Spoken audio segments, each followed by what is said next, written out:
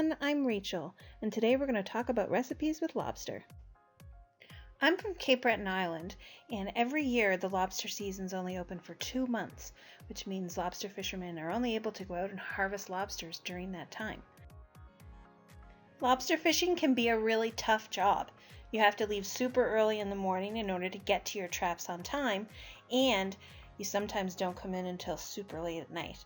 So they work really hard in order to make sure the world has delicious lobster available to it.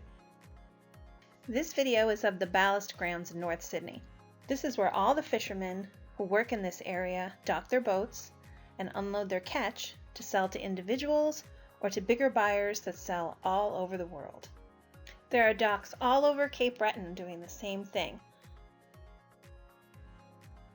So let's get started with cleaning the lobster.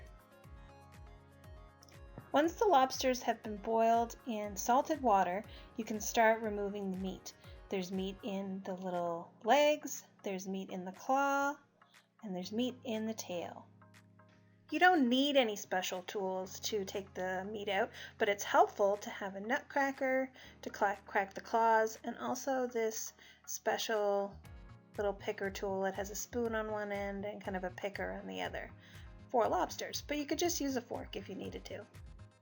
My lobsters only have one claw each. This is just a regular claw, and the other one is a pincher claw, so it's a lot harder to get into, but it has some more meat and is bigger. So let's do it! Have a look at this amazing meat. That whole claw came out all on its own, and the sort of curly parts are the lobster tail. Yum, yum. My favorite thing to make with lobster is lobster sandwiches. Just mixing a little bit of mayonnaise in and some nice bread. Just delicious. What would really set it over the top is if you made your own mayonnaise. I'm going to put the recipe up right now. See, it's just 4 ingredients. So you want to separate the yolks from the egg whites.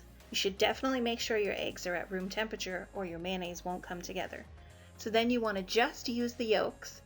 Put your lemon juice or your vinegar in and whip those up, and then slowly start pouring in your cup of oil, and you gotta keep mixing super hard, and then everything will start to thicken up and be lovely and glossy, and then you just want to add a bit of salt and you're good to go. It's going to be the most delicious mayonnaise you've ever had.